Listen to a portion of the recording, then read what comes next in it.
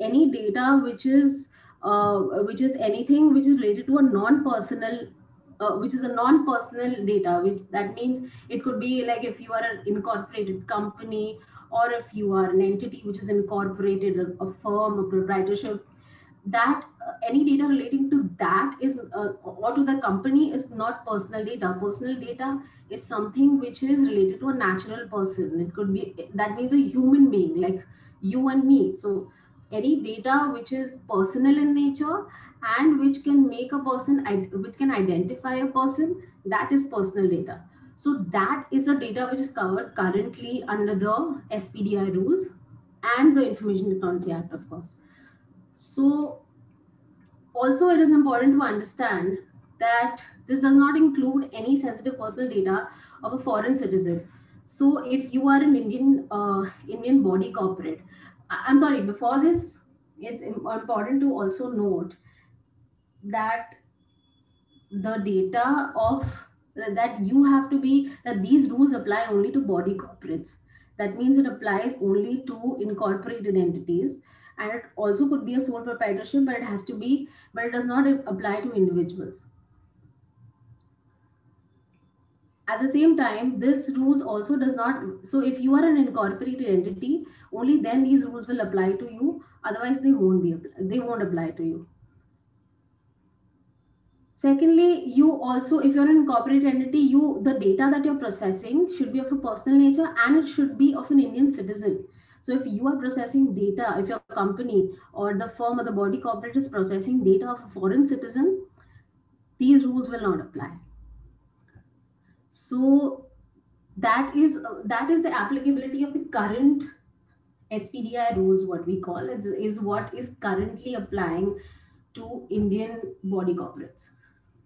Uh, what does it include? What does sensitive personal data include? So if you look at your screen, these are all the things which are included in a sensitive in the definition of sensitive personal data currently. So it could be password, financial information, bank accounts, bank account details, physical, physiological factors, mental health. So all these things which you see on your screen here are the things which are these kinds of data actually are included in sensitive personal data under the current regulations. And in terms of compliances, of course, currently, if you're a body corporate who is processing personal sensitive personal data of a personal nature, and that too relating to an Indian citizen, then you are required to make certain compliances under the SPDI rules, which includes a privacy policy. You need to have a privacy policy in place which details about how you have secured the data, how you have managed to keep the data that you've collected to be private and to be secure where you're storing it. So your privacy policy, you have informed consent. So before you collect the data, you have to take the consent of the person from whom you're collecting the data, and it has to be an informed consent, as in you have to inform the person about what is the purpose for which you are collecting the data, what is the how are you going to store it, how are you going to secure it, what processes have you put in place in order to keep that data secure and to keep it encrypted or keep it password protected to avoid any breach of data. So all these things you have to inform your data subject or the person from whom you are collecting the data. You have to inform all these things when you're taking the consent. So that is the second compliance. Then you also have a grievance officer under the current rules, which means you have to appoint, if you're a business, you have to appoint a grievance officer as a one point contact in your organization, who can address any grievances which are raised by your customers, your clients, etc. So that is, of course, a very important compliance that you have to make. The next thing is your transfer only with consent. So if there is any, if your business requires you to transfer that data to any third party, so it could be anybody who is for whom, I mean, the third party could be anybody who will require that data for the purposes of anything that they might be performing any function for you on that data. So any transfer to any third party again has to be with an explicit consent of your data subject, that means the person from whom you're taking the data. And the fifth is also reasonable security practices and procedures. So again, there are certain practices and procedures which are put in place and the current rules also, which also require you to you're required to comply with all these security practices in order to secure the data. So these are largely, or like a very basic overview. Of course, there can be, this can go more into detail and in depth, but the current topic, since we are also running on a limited time, these are the basic requirements that are this is the basic overview of the current framework which is there in India. So moving on to the bill. Now, to understand the applicability of the PDP bill, it is important to first understand what are the kinds of data that are covered by the bill. So, like you can see on your screen, there are basically four types of data which are covered in this bill. So, data as a whole. Now, data as a whole has been given a very wide definition under the bill, and if you see, it has included processing by humans or by automated means. So data could be any data. It is not like the current regime where it only refers to the data which is stored or it is processed electronically. The PDP bill even covers manual data. Of course, there are certain exemptions, etc., which are there in the bill, but then again, those are conditional to certain, they are conditional to certain requirements being there. But like for domestic use, etc., if you're using data or you're processing data manually for domestic use or for some personal use, then that data will not really be covered under the definition of data. I mean, it won't be covered under the bill. So that we'll see once we go to the applicability of the bill. um,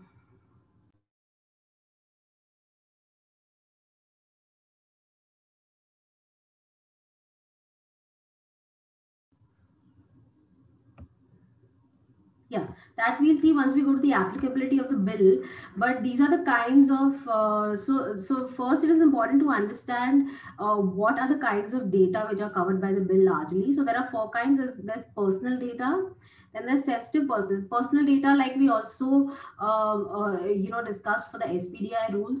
It means any data about or relating to a natural person who's directly or indirectly identifiable. So the word identifiable here is very important because this really qualifies personal data. So, for example, anything that is personal data will be anything which creates an identity of the person. So, if you could be a natural, for example, Rishwan is a natural person. Now, just his name. If I just take his name and his age, will that become personal data? No, because there might be many other Rishwan who with the same age who might be there in the country. So it's not necessary that identifies this Rishwan. Similarly, so you need to, so to qualify as personal data, you have to collect it will imply data which actually leads to you identifying a certain person. So if you take the name, the age, the address, the gender of the person, then you can identify the person. So that also qualifies as personal data. So that is personal data, which is largely the kind of data which is, which will reflect everywhere in the bill. So personal data You need to, so that's why it's very important to understand what is personal data really. So this is what is personal data. Then comes sensitive personal data, which is actually a superset of personal data. Like it's a kind of personal data, but with additional requirements. So, like you see on your screen, all these things will, if you collect all these things, they will qualify under sensitive personal data. So, if you collect the name and address and maybe gender of a person, that is not sensitive personal data.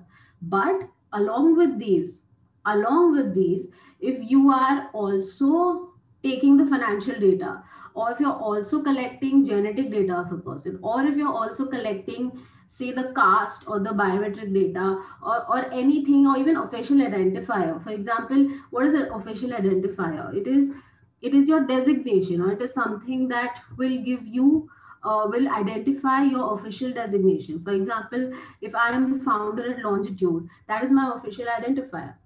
So all these things, which are mentioned on the screen, your financial data, health data, official identifier, sex life, sexual orientation, biometric data, genetic data, transgender status, intersex status, caste, tribe, religious or political beliefs, something as uh, something as insignificant as, or maybe, I mean, it's not, but political beliefs or affiliation is something that one may not think that this might be sensitive personal data, but it does count as sensitive personal data. So all these things must be kept in mind, and insofar, how much ever possible, companies must try and minimize taking sensitive personal data, because sensitive personal data is naturally, by the name sensitive, it is also, it also leads to a lot of additional compliances to be made as compared to personal data. So and it also leads to like more stricter, a more stricter lens by the government. The government is likely to look at companies who collect sensitive personal data a little more strictly, and we don't want the risk to, the risk of running any investigations, etc., by the government. So it is advised to minimize collecting sensitive personal data. And of course, then there is critical personal data. And so this critical personal data is something that is going to be defined by rules. But then this is likely to be something which is, which is critical to the safety or security of the country, or something which is a threat to the sovereignty of the country, or something which is extremely like government secrets, or something which is extremely critical. So this has not been defined as of now. I mean, this is something that's going to be prescribed by the rules, which is going to come later. But yeah, so largely these are the four or five, the categories of data which are covered by the PDP bill. Now, what do you do to this data to make the bill apply to you? Now, will just collecting data amount to processing? Yes, it does. So, if you see the definition of processing under the act, sorry, under the bill, it it is a very, very, very wide definition. So processing or profiling, there are two things. These are two things. If you do this with the data, the bill applies to you. So first we understood what are the kinds of data, what are the kinds of data that the bill applies to. Then second is processing. What do you do to the data that the bill applies to you? So that is processing. Like you can see from the definition on your screen, it includes. So it is also a very it's an inclusive definition, so it can be widened, right? So yeah, so it includes operations such as collection, recording, organizing, structuring, storage, adaptation, alteration, uh, all these things, combination. Now, in terms of like if anybody is from a tech background, like they would also be able to understand like there are a lot of functions which which you can apply to data, which can also qualify as processing. So you need to under, so that is a call which you will have to take in consultation with your technology expert to understand whether this is processing. But in to understand in the legal world and in the legal meaning of the term, basically anything under the sun that you do to the data is processing, and it is likely to be even more like it's likely to be made even more wider. Even collection, just plain collection of the data and storing it is processing. So a lot of people ask me many times that what is it applies to data processing. So what is it that that is this processing? So if we don't process data, it won't apply to us. No, even collection and storage is processing of data. So next is the persons covered by the bill. So largely these are these four category of persons who are covered by the bill. One is the data fiduciaries, which are the similar concept as data controller under the GDPR. But so these are the companies who decide that what is to be done with the data. So if you're a company or a startup and you will decide the purpose for which the data is being applied to, for what data is it, what purpose is it going to be used, how is it going to be applied, that makes you a data fiduciary. So you are the person who controls the data, and the data fiduciary is actually accountable, has the maximum compliances and the maximum accountability and a maximum burden under the bill. So, the data fiduciaries are the primary people. And largely this is the company. These are the companies who process the personal data, and they determine for what purposes that data going to be used or the data is going to be processed. So that is data fiduciaries. Then you have significant data fiduciaries, which is a concept which is coming under section 21 or clause 26(1) of the bill. And these are likely to be this again has to be notified by the government. I mean, this is going to be prescribed by rules. And who are the data significant data fiduciaries? That is something that is going to be decided by notification of the government. But these are largely going to be very like the name significant says, they're going to be data fiduciaries who process large volumes of data, and who are the ones who are in control of data which is going to be very significant in nature, or that if they commit any breach with the data, or there is any breach in security or anything, there'll be major loss or harm that will be caused to the data principals or the people whose data is collected. So they are very significant data fiduciaries, as in they are the ones who are processing, typically who are processing very large volumes of data. They're also likely to be social media intermediaries. So social media companies, social media intermediaries are going to be primarily notified to be significant data fiduciaries. Next is data processors. Data processors, so sometimes the data fiduciary is not the same entity as the data processors. So sometimes the companies usually outsource their processing of the data to a third party, or to another entity. So data processors are those entities which merely just process the data on instructions of the data fiduciary, but they do not decide as to what is to be done with the data, or they cannot decide the purpose for the processing of the data. So data processors, if you understand this difference, so data fiduciaries and processors are always bound by a contract, and there'll always be a contract. In fact, even the bill requires the data processors only to work on a contract with data fiduciaries. And usually it's a principal to principal contract, but the difference here is that the data fiduciaries will also be accountable for the breaches made by data processor, because they are the ultimate entity which is accountable, who is accountable to the data principal. They are the ultimate entities who have the control over the data, and they are the ones who are answerable to the data principal.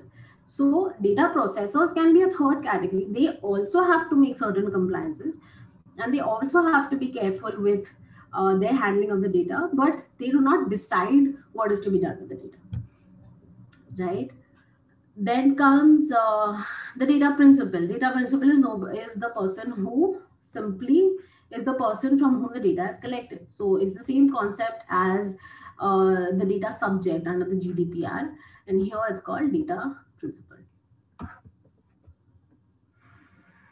Okay, so next is when will the bill apply? Now, section 2 or clause 2 of the bill really goes into the applicability um, of the bill, and it lays down four criteria, actually three criteria, but I've like broken them up.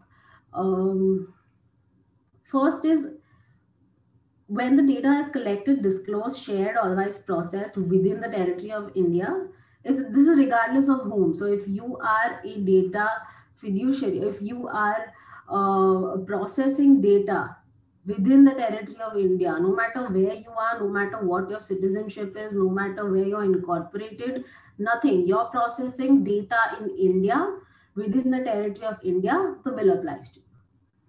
Second, when the personal data is processed by the Indian government, Indian company, Indian citizen, or any person. So this also applies to the Indian government.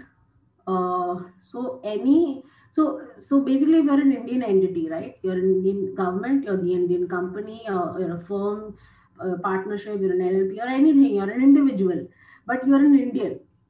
The bill will apply to you.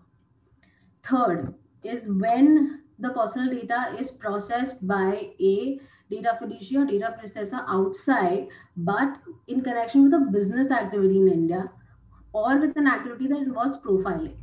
So again, now here, if you are not an Indian entity or if you're a foreign entity, and if you are processing the data in if you're doing business in India, I think it's fairly clear that if you're doing business in India and you're collecting data from Indian citizens, then this bill will apply to that foreign entity also. Now, when will it not apply? This is the bill will not apply to anonymized data. Now, what is anonymized data?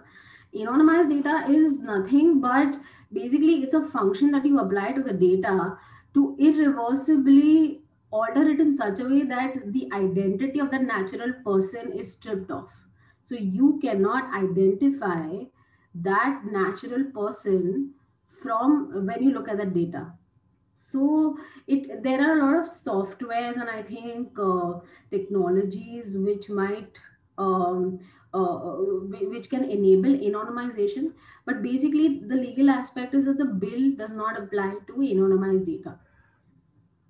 Second is sorry Second is processing for journalistic purpose. Now there are certain sections which have exempted data processing for any journalistic purposes.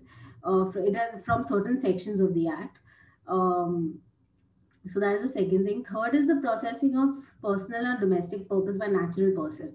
So yes, like I said, if you are manually processing the data and you're doing it for a personal or domestic purpose, like if I am, collecting data of the person who's my vegetable vendor or something which is for a domestic purpose, and the bill will not apply to that. Then there is protecting the security or sovereignty of the state. So when you're collecting data which is such that it is important for that data to be collected for protecting the sovereignty of India as a country, and that kind of data is also exempted from the bill.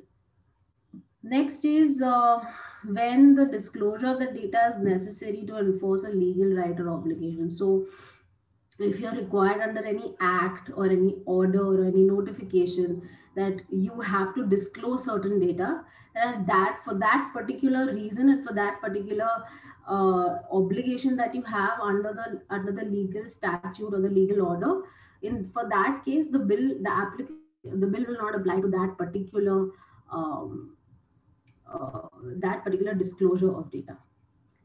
Then comes processing for research, archiving, or statistical purposes. So similar to journalistic purpose, but then if there are a lot of research activities, statistical market research, etc., that is done. So in certain cases, these research activities are also exempted. But then again, there are conditions to that, and you have to show certain things that you have not misused any data, etc., etc. So the bill will not apply to those purposes. And lastly, there is manual processing of data by small entities, which may be exempted by government notification. Again, this is something that will be notified and which will be brought into. I mean, there will be rules on this, but the bill in the current form says that the manual processing, only manual. Now, mind you, here this is not talking about electronic processing. There might be some small entities. Small entities might will be defined by notification. Those entities will be exempted from manual processing of data to make life a little easier. For example, for small firms who are into small businesses, and they will be typically firms which are not over a particular turnover or a particular who don't have profits over a particular threshold, and that is something that's going to be notified by the government. So those kind of entities and those manual processing will be exempted by the bill. Next is consent, which is a very important concept under the bill, which is necessary for processing. Now, what is consent? Now, the thumb rule under the bill is that you cannot process data without the consent of the data principal. You will have to understand, you will have to get the consent of the data principal, otherwise, you cannot process or collect personal data. That is a thumb rule. Now, to understand for personal data, like we earlier discussed the difference between personal data and the sensitive personal data. So, for personal data, the consent has to be free in terms of your section 14 of your Contract Act. Um, it has to be informed, it has to be specific. You have to inform the data principal about the purpose for which you're collecting the data. That is very important, because if you don't mention what is the purpose, first of all, you have to, there's another thumb rule that whatever data you're collecting, it has to be for a lawful and a specific purpose. Using that data for anything except that purpose will attract penalties under the and you will also be liable to be questioned by the data principal. The data principal can always ask you for information as to as to how the data is being used, how what is the purpose, and whether it is being used for that purpose also or not. So you have to be accountable for all those things. So that is why it is important for you to know that that the personal data, that the consent that is taken, it is informed. You have informed the data principal about everything relating to the data, how you're going to store it, who is going to have access to it, how you're going to process it, what are the technologies that you're going to use to secure the processing of the data. So everything has to be informed, and then you're taking the consent. So that is going to completely it is going to completely protect you from any sort of investigations, inquiries, or penalties under the bill. So for personal data, the consent has to be free, it has to be informed, it has to be specific, clear, and it has to be capable of being withdrawn. That's very important, because you have to give the client or the data principal, you have to give when you take the consent, you have to mention and you have to inform the data principal that they have the right to withdraw this consent, and they also have right to review the data that they have given. They have the right to anyways, the rights of the data principal is a completely separate topic, and I will not delve into it since we are also running on time. But the point being here is that this is an extremely important factor for obtaining consent. So, free, informed, specific, clear, and capable of being withdrawn. Then comes your sensitive personal data. Now, the difference between the consent, you need to take the consent for personal data has to be free and all these, but the consent, you have to take explicit consent for sensitive personal data. So, sensitive personal data cannot, you cannot go on a plain and simple informed consent. There has to be something more than that, and that is explicit consent. So you, what is explicit consent? You have to, after informing the purpose or an operation, the processing which is likely to cause significant harm to the data principal. So you are also supposed to mention, and you're also supposed to inform the data principal as to what is going to, what are the possible factors which will cause harm to the data principal if that data is if that data leaks. So that makes the data, that makes it qualified under explicit consent, which is required for sensitive personal data. The exceptions, now the exceptions to the consent is really that there are the performance of statutory functions. Of course, like we discussed, even for the exemptions, if there is any statutory functions by law or by notification or any government department, any law, any order of the tribunal, if there's anything that requires you to process the data without consent, then that is an exception. So these are scenarios where you can process the data without consent. So that is, of course, statutory functions under any law, then compliance with any order of the court, in case of medical emergency, then in cases of disaster relief. Then so these are the instances where there are some reasonable purposes which are mentioned under section 14. And there is consent of employee is okay, yeah, that is a separate thing. But yeah, these are the 4 or 5 exceptions that are there, where you can, which you can see on the screen, where you can process data even without consent of your data principal. Next is about employees. Now, the employees, the consent of the employees is not required for personal data, and this is only for during when they are in the period of employment. So this only applies to personal data. If you're taking the sensitive personal data of your employee, then you will have to take the consent of the employee. But this bill, in terms of taking consent, does not apply to collecting of personal data of employees. So that exception is created in the bill as of now. In the case of in case of processing of data relating to children, the consent of the guardian has to be taken. So that is, I think it's quite obvious. Then comes your compliance checklist for data fiduciaries. Now, these are some of the compliance, these are some very basic things which data fiduciaries must do. So, now just taking a recap, in all these things, we first understood what is the kind of data, what you do to the data, like what is processing, what is profiling, and what you do to the data so that it attracts the provisions of the bill. Then we understood what is the who are the people who are covered under the bill, the data fiduciaries, the data processors, significant data fiduciaries. Then we understood what are the scenarios where when the bill will apply. So if you're an Indian citizen, you're a foreign entity processing in India, or you are a foreign entity who's doing business in India and collecting the data from Indian citizens.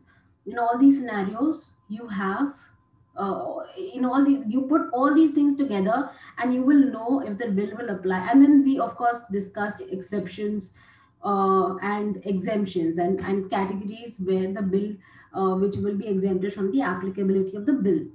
Now we need to understand, if this bill applies to you, what is it that you need to do?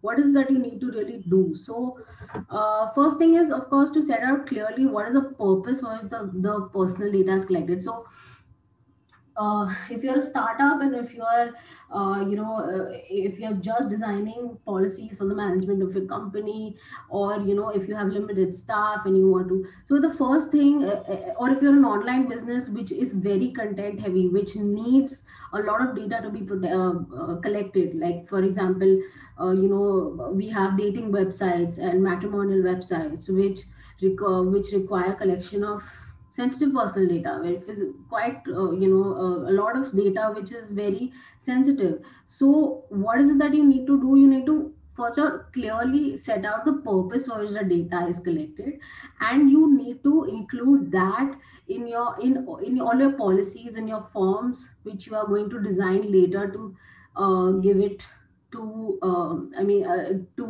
mention it in all your emails and your notices that you give to your clients or your customers or your data principals from whom you're going to collect the data, right? So notice, so the under section 7, there's a notice which is required to be given at the time of collection of data, and the notice must contain, now section 7 contains a long list of information which you can easily access, on the text of the bill. So it would be really long to have it enlisted here, so I have not done that. But Section 7 basically has a whole lot of information which you need to which needs to be given in the notice that is to be given to the data principal when you're collecting the data. So the notice is an important compliance. Then is you have to ensure that the personal data collected is complete, it's accurate, it's not misleading, and it is updated, right? Then you also need to put in processes to automatically delete the personal data at the end of processing. So the law requires that you cannot retain the data than for longer than the purpose than after the purpose for which it was collected is completed. So if you have collected the data for a particular purpose and that is fulfilled, then you do not need to then you cannot retain the data. You have to delete that data. So you have to put in processes to make sure that to take continuous review, that is the next point, and to undertake periodic reviews to determine whether it is necessary to retain the personal data which is in the possession. So you need to dedicate a resource to take periodic reviews of the data which is not necessary, and delete that data from your system. Next is designation of a data protection officer. Of course, for significant data fiduciaries, this is a mandatory requirement, but for other data fiduciaries, it is also a requirement which will help the, uh, uh, the smooth functioning of the company, because this officer will be the one point contact for the company and for the data principal to contact in case of any queries, applications, concerns, etc. So data protection officer is an absolute must, which is something that I believe at least no business which is a significant data fiduciary can go ahead with its business without appointing a data protection officer. Next is, so this is a very important compliance, which is privacy by design policy. Now, again, this must be certified by the Data Protection Authority. So, a privacy by design policy is basically a policy which contains all the information about how you are securing the data, as in your encryption uh, modes, etc. How you're going to put in all those the technology that you're using to process the data, how harmful it is, what will happen if there's a data breach, and etc. etc. So there are a lot of things which a privacy by design policy should have, and that should be certified by the Data Protection Authority, which is constituted under the Act. So that is a very important compliance which has to be done. Another thing is maintaining transparency. So generally the bill, if you have maintained complete transparency with your data principal, it is very less likely that you will face any significant legal problems with respect to the data security bill. So this is something that I advise a lot of my clients also, and I tell them that that transparency is something that will actually keep you safe and your business safe from any sort of investigation or inquiries. So as far as possible, whatever policies are designed, you must maintain transparency in all forms. Third is implement safety security safeguards, use of de-identification and decryption. This we encryption. This we have discussed. Steps to protect integrity of personal data, prevent misuse, unauthorized access, modification, disclosure of destruction of data. Right. So if there is another requirement under the bill is that if there is any data breach that happens, then that must be immediately notified to the authority, the Data Protection Authority. So the company must also, I think ideally this is going to be the obligation of a data protection officer. But and that is why I say the data protection officer is very important, because these are, small compliances which the company has to do under this bill. So designating a data protection officer is something that is absolutely essential. Next is you're setting up a mechanism to notify the authority. Yeah, so again, like I said, any data breach, any significant security concern which the company detects, so that has to be immediately notified. Because if you hide this from the authority, or if you make the mistake of not disclosing anything, then it will lead to greater trouble. So it's always, you are required and you're mandated under the act to notify the authority, so you should do it in order to avoid any prolonged penalties. And the penalties under this bill are severe, so I'm not gone into the details, because then it would take a that would lead to almost a 2 3 hour long session. But but the I mean as an overview, I mean, I don't know if for people who don't know, the penalties have also gone up till, I mean, under the bill, they go up till 4% on the worldwide annual turnover of the company, and in some cases 2%. And then there are others where the penalties are up to a maximum limit of 10 lakhs and 50 lakhs. So the penalties are humongous. So it obviously depends on the different on what is the offense, or what is the violation that you have committed. But basically speaking, the penalties are huge under the bill. So after that, grievance redressal mechanism is something that is definitely, that is also a must. Just like the data protection officer, you have to also appoint the grievance redressal officer, who is going to be in charge of any grievance which might come up with the data principles. Now, these are some additional compliances for significant data fiduciaries. Significant data fiduciaries are required to also do all these things in addition to what I mentioned for the data fiduciaries. So, first is like the significant data fiduciaries are mandatorily required to register with the Data Protection Authority. They are also required to undertake a data protection impact assessment, which is basically an assessment which reveals that what is the harm that is likely to be caused by your processing of the data. So, if you are processing data and it is likely to cause some severe harm in case the data is breached, then that will that will all be revealed under the data protection impact assessment. Uh, then comes maintenance of records. Now, again, this I think this is under section 28, if I'm not mistaken. But I will have to check the section again. But that also mentions the number of records and everything that the significant data fiduciaries are required to maintain. And all this is really reviewed by the authority. So the authority, because you register with the DPA, the DPA will have a constant, it will be like a watchdog over you, if you're a significant data fiduciary. So you need to be very well compliant with all these records. Next is you have to undertake annual audits by an independent data auditor. You also have to go for you also have to mandatorily appoint a data protection officer, and he should be based in India. He cannot be based outside of India.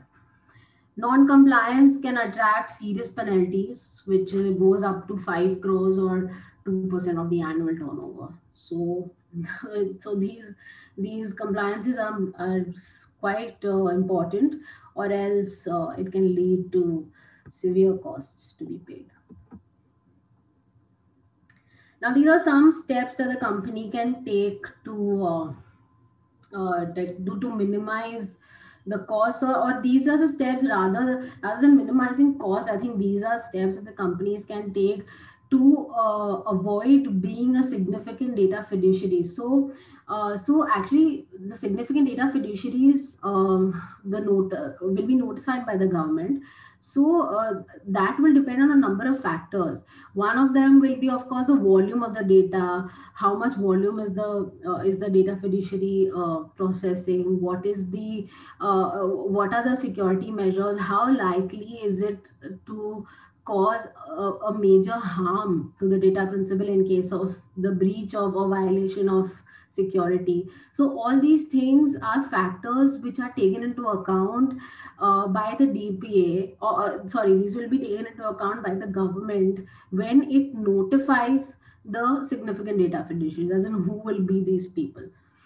So these are some of the steps that the companies can take to avoid coming into the threshold of a significant data fiduciary. Also, it will also depend on the annual turnover of the company. So of course, I think it will be, there'll be a particular threshold number, so above that, the companies having turnover above that threshold number will actually fall into the category of significant data fiduciaries. So once, I mean, if your annual turnover is that much, and you possibly can't do much, but these are some of the basic steps which you can take, which will help you in, as far as possible, help you in sort of immunizing yourself from the applicability of the bill. So first thing is data anonymization, like I discussed. This is something that, of course, you will also have to, understand from a technology expert, or a data science expert, who will be able to, explain how data anonymization is done. And also that data anonymization actually is also a very, I mean, in terms of people who are interested in, new innovative ideas, but this is a space which is going to catch fire after, I believe, after this act comes out, because everybody would want to anonymize, find out techniques to anonymize their data, so to not comply or not fall under the applicability of this bill, to sort of insulate them from the bill. So data anonymization, even as a business perspective, for a business person, it's a very interesting area, because the more innovation comes into this area, the more in demand it will be. So just going off the topic for a minute. So data anonymization, so there are techniques such as masking, data swapping, pseudomization, synthetic data generalization, etc. Now these are very technical terms, and frankly, even I have no idea of how these exactly work, but these are some very commonly used practices in the EU and in the US, etc. For these for anonymization. Lex is investing in a database firewall, data masking, and encryption technique to prevent data loss, monitoring the database activity, discovery and classification of data, access behavior, and alert any abnormal or potential risk, etc.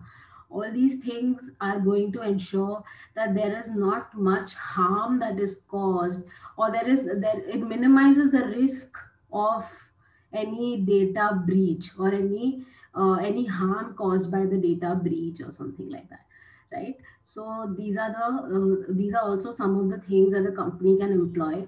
What else can you do? You can, as far as possible, in my opinion, avoid sharing data with third parties, even with consent, because um, I mean, of course, sometimes the nature of the business is such that you cannot avoid sharing the data with third parties. But and the most common thing nowadays is in the standard form, and when the consent is taken, you also take consent to share the data with the third party. But in my opinion, that will, as far as possible, and as far as so far as your business model permits you, you must avoid sharing data with any third party. Uh, Next is adequate training facilities for data protection officers. That is something that, of course, I mean, that's a business call. Revise and update contracts with data processors and data processing agencies to cover adequate legal checks. Yeah, so this is also very important that when you enter into contracts with data processors to process the data, where you're outsourcing the data processing, then you need to have these contracts very well checked, and to avoid any liability issues or accountability issues. So that is also something that is important. For data processors, there are lesser requirements, but nonetheless, they are also required to process data in a fair and reasonable manner. They, of course, have to ensure privacy. They have to process the data within the construct of the purpose for which it is being processed, which is very important. Um, they have to implement safety safeguards, same as data fiduciaries. Any periodical review, they have to undertake periodical review of the safety safeguards. Like, you have to keep reviewing your safety safeguards, keep updating them. Contract with data fiduciary, again, the contract should be very well, should be sound. It should contain all the things which are necessary for this, for compliance with the bill.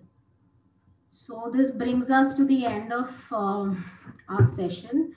Of course, I assume there are going to be some questions, and but since we have limited time, I think I can surely, and just in case there's anything that, of course, that I can help you with, please feel free to contact me on my details which are mentioned on the screen. You can drop an email to me. I respond to emails faster than I respond to messages or WhatsApp. So thank you all very much for being so patient and listening to me. And I'll now, pass it over to Rishwin for the questions. Right. Thank you so very much, ma'am, for this amazing, amazing session. And this has been extremely educative and helpful for all of us. Again, like you said, in the interest of time, we would ideally like to take all questions up and answer them in as much details as possible. But okay, we'll have to obviously restrict the questions. Let's start with this one asked by Shubham. I think you've answered this question, but if you want, you can take it up. You can take it up again. So Shubham asks, what are the penal consequences of not complying with the existing provisions or the upcoming provisions of the bill? Sorry, I didn't get your question. Can you just, my voice is breaking. There might be some bandwidth issue. Hello, am I audible now? Yeah, yeah, it's better. It's better. Just a second. So Shubham is asking, what Hmm. are the penal consequences of not complying with the existing provisions or the upcoming provisions from the bill? I think you've already answered Yeah, this, yeah. but if you want, you can probably Yeah, say a couple of like I words. said, there are the different, depends on the different sections and the different so depends on what breaches you have made. So the penalties are different. So in some cases the penalty is up to 2% of the annual turnover. In some cases the penalty is up to 4% of the worldwide annual turnover. In some cases penalties is up to 50 lakhs. In some cases the upper limit is up to 10 lakhs. So the penalty provisions are actually, a little segregated in terms of what breaches of the bill is contemplated. But then, like, yeah, in the interest of time, I would just suggest, this is something that will need a lot of time. If we can possibly do another session on penalties if you wish to. But this is basically the answer. Sounds good. Anusha asks, are there any restrictions on processing of uh, individual data and individual person's data? Any kind of restrictions? Any restrictions as an individual? So the data which is processed by basically personal data is the data of individuals. So individuals, No, I mean, I think what Anusha is trying to ask is, does the hmm. bill prescribe any prohibitions that you can, although you can collect this kind of data, but you can't use it to process and figure out ABC kind of say details Unfortunately, or anything like that? yeah, unfortunately, no, because I mean, collection under the bill is also processing. So there is no distinction as such which is made between just collecting the data and not using it, or just collecting it and storing it, but because that will also fall under processing, in my understanding. So I don't think so, because I mean, if you're collecting data, so irrespective of whether you're processing it or not, I mean, if like what if you fall under the applicability of the bill, like how we discussed, then Mhm. there is no specific prohibition in that regard.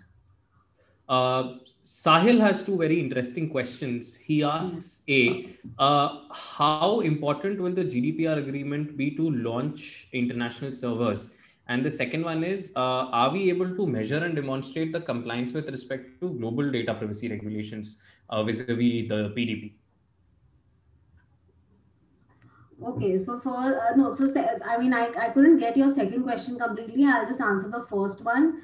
The GDPR is, I would say, it is at the moment, and to my understanding, international servers is not something that is contemplated under the GDPR as of now. It's quite silent on it. So, I mean, good question, but I don't believe I can, give you much input on that. But that is definitely an interesting point of research. It can definitely, lead to some research on this. And the second question was, what did you say? The second question was, are we able to measure and demonstrate the compliances of the PDP vis-a-vis the GDPR? Yeah, Basically, I think he's trying to understand how GDPR fares, how the PDP fares vis-a-vis the GDPR. yeah, so interesting question. I think the GDPR is largely, if you see, if you want to comparatively see, then the GDPR and the PDP are more or less. So if you're compliant under the GDPR, you are also largely compliant under the PDP bill. So there's not much of a not a major difference there. But having said that, the PDP bill is I mean, as per what the news reports are, the PDP bill is not likely to be enacted in the current form, and it is likely to have a much wider scope in terms of the applicability of.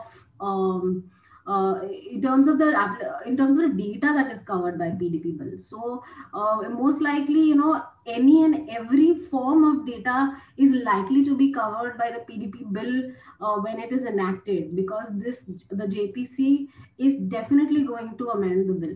So I don't, so I believe, and I mean, I may be wrong, but just to answer your question, I think the PDP bill is going to attract many more compliances as compared to GDPR.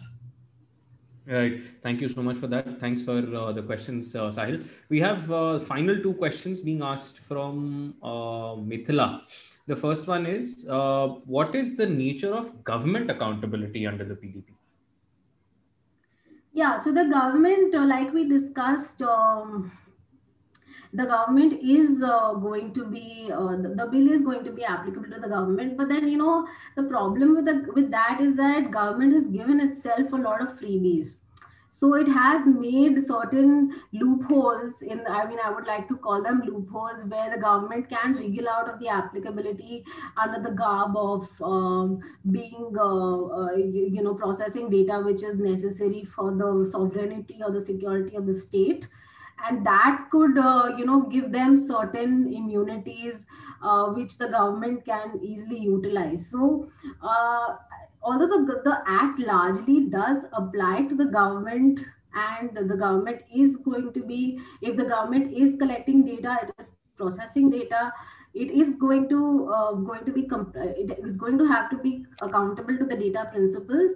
But since we have that clause of exempting, the government can exempt consent, etc., where it is required for the protection of the security of the state, the government can easily take that as a, I mean, I would like to believe that the government is likely to take that to play that card and might as well get out of that accountability. But largely speaking, uh, if the government is processing data, is using it, then it is as accountable as any other data fiduciary.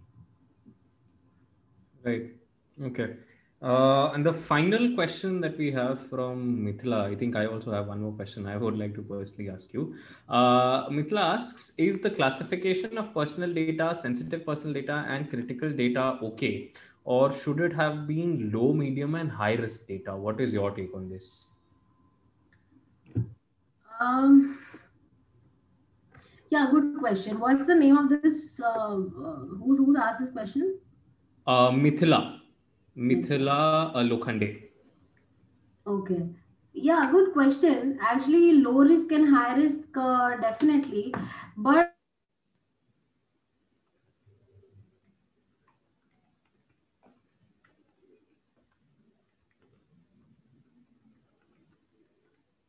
Hello. I'm sorry, Ma'am, is okay. your voice Sorry. got Am I, chopped up. Could you please is repeat the it, answer? It's better now. hello? Is it better now? Yeah. Yes, yes. Can you? Yeah, I would like to believe, I think that personal data and sensitive personal data is okay, because it's also because if you would classify it as low risk and high risk, then the yardstick on which you would decide risk would essentially be different for different industries. So you can't really define what risk. Now something could be a low risk data for a particular industry when it might not be that risky for another. So basically to bring more uniformity, I think it is a fairly decent approach to classify data as personal data, sensitive personal, and that is, I think, also largely how it's been done in the GDPR. So I think I don't see any major problem with it. But yeah, I mean, I get what you're saying and where you're coming from, and I think it's a suggestion which could be thought about and definitely could be researched further. So, in fact, I would like to know from Mithila what her ideas are on this low risk and high risk classification. If you can unmute her, I mean, I would like to hear from her if possible. Ma'am, we just have one more question to go, and after that, we'll have to end the session. We're Okay, already not a running out of problem. time. So, I'll okay. have Mithila, you have ma'am's email ID in front of your screen. Please drop ma'am an email, and you can continue the conversation there. The very last thing is, can you speak a little bit about privacy impact assessment? Is that something being contemplated under the PDP bill? If yes, then what is the GAP and what is the ambit? Data protection impact assessment is something that that is a mandatory requirement for significant data fiduciaries. Okay. But that is, like I said, I think I spoke very briefly about it. Uh, but that is I mean, is that what you want to know about, or is it privacy is something different that you're contemplating? I mean, in the No, I question. think no, the question itself says privacy impact assessment. I think the concept would be the same. One would probably be under Yeah, GDPR, and this is under the PDP. And I think the yeah. focal point is this still the same. So the data protection impact assessment, like I said, is a mandatory requirement for significant data fiduciaries, and that is something which has to be undertaken in order to reveal that what exactly what are the risks associated with the processing of the data. Like what is what is the likely the what are the measures that the company has put in to protect the data. What are the measures that they are doing to secure the data? If there is a data breach, how will that impact the data principal? What harm is it likely to cause to the data principal? So all these things are really analyzed in depth for in this impact assessment, and that is it gives a holistic view as to where the company stands in its data protection compliances.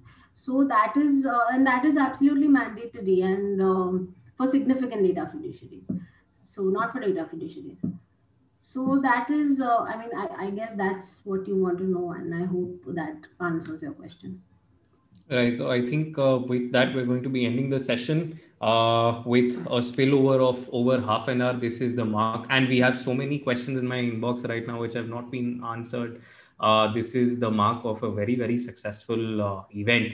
Thank you so much once again, Sugyata ma'am, for taking the time out to join us with this session today and to share the Thank you. invaluable information that you've shared with all of us. Thank you. And Uh, regarding those goodie bags, yes. I will speak. I will inform Rishwin about it after this session, and he will get in touch with you, and we can coordinate on the address and everything. Absolutely. We'll be very happy to coordinate Yeah, all yeah, of and that. thank you for the questions. There are some really interesting questions, and I'm really glad that that you have. I mean, everybody has listened to the session so well, and they've understood, and I'm surely going to tell Rishwin who the winners are. So yeah, thank you. Absolutely. We all look forward to that. And to all the participants and the attendees for today's session, again, thank you so much for being so patient. And again, being with us for an hour and a half again on a long weekend. This again signifies the fact that this is a very hot topic. This is something that a lot of people are interested in, and the fact that Sugita ma'am was a wonderful, wonderful host for today's session. Thank you so much, Lloyd, as well, for organizing all of this session and for making all of this possible. The video for this session will be put up on our YouTube channel in another couple of days. So please feel free to go to the YouTube channel, watch the video again in case you missed out on something, or if some part of it was not very clear to you in the first go. Again, ma'am's contact details are in front of your screen. Please feel free to reach out to ma'am for any further questions that you may have. Thanks a lot. Have a wonderful, wonderful evening, all of you. Thank you.